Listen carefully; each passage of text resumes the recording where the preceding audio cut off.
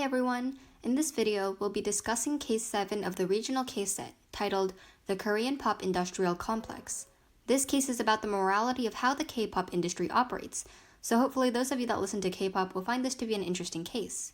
The case starts by introducing the worldwide success of K-pop in the past decade.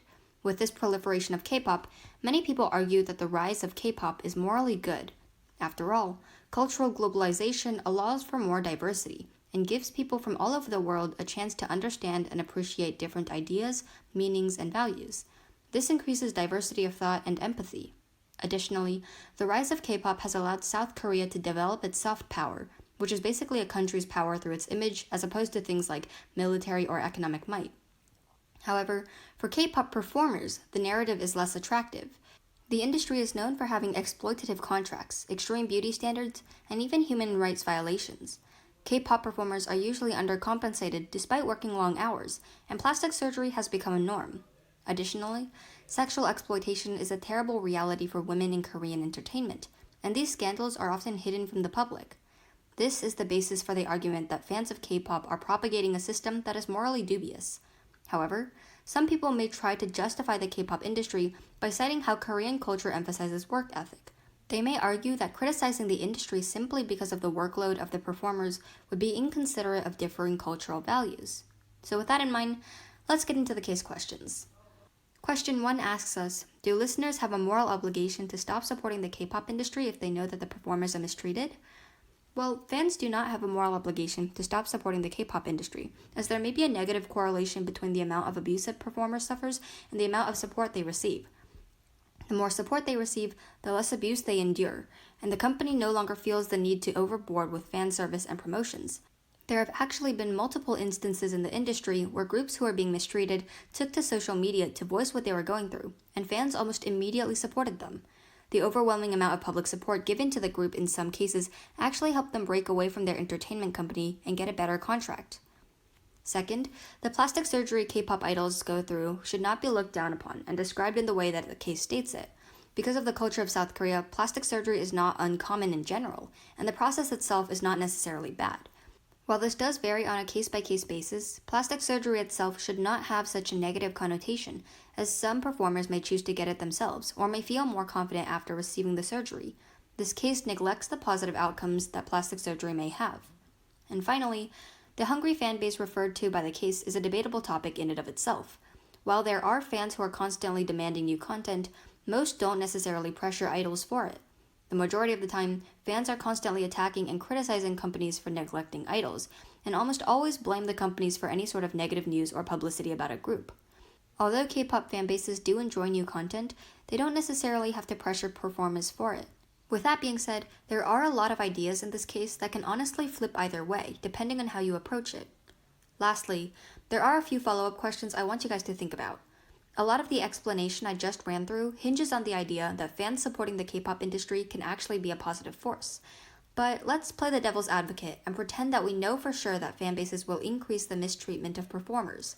In this scenario, would it be morally correct for fans to stop supporting what is essentially abuse? It might seem like an obvious decision, but I want you guys to keep this in mind.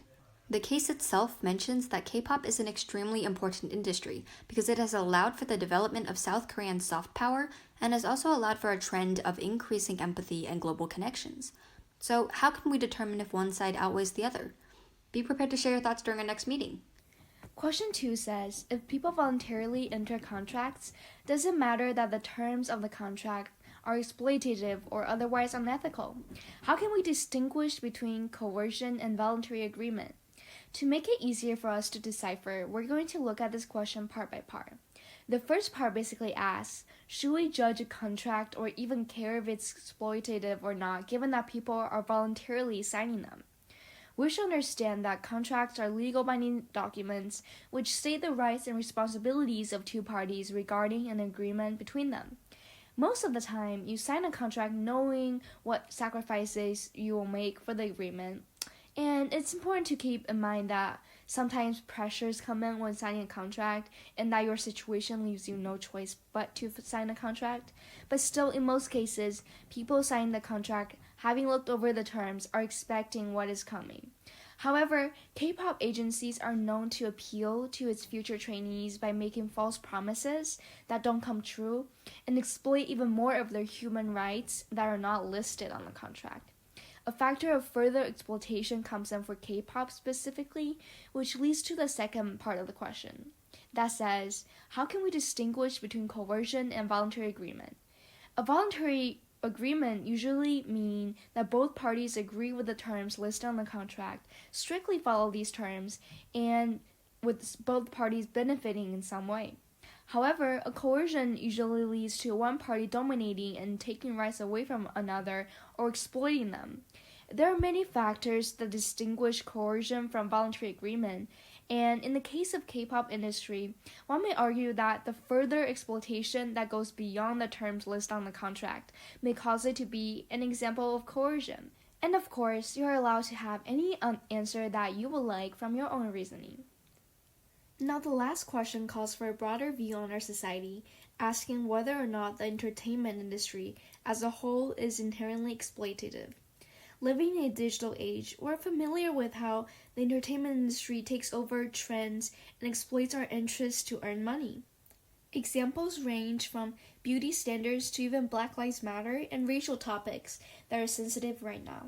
This question can be viewed from a both deontology and consequentialism view. First, a deontologist will evaluate the nature of the industry and question whether or not it is exploitative. The intention behind entertainment is not bad, I believe, as it has traditionally been used to bring people entertainment during difficult times. However, the nature of the industry turns because of how it is taking advantage of people's interests and trends and seeks to make money as their primary goal. From your point of view, you can decide whether or not you believe the entertainment industry has overall a positive intention or negative intention. Now, a consequentialist will look at the impact of the industry and then calculate whether or not it is exploitative. One example I personally see is the beauty exploitation, where the industry is taking an advantage of people's ideal image of a person and overly presenting it on camera. The impact of this is negative and therefore exploitative, I would argue, because the overpresentation of these perfect images lead to unhealthy consequences in normal people that will try to fit themselves in this standard. Okay, now that wraps up our pre-discussion for this case.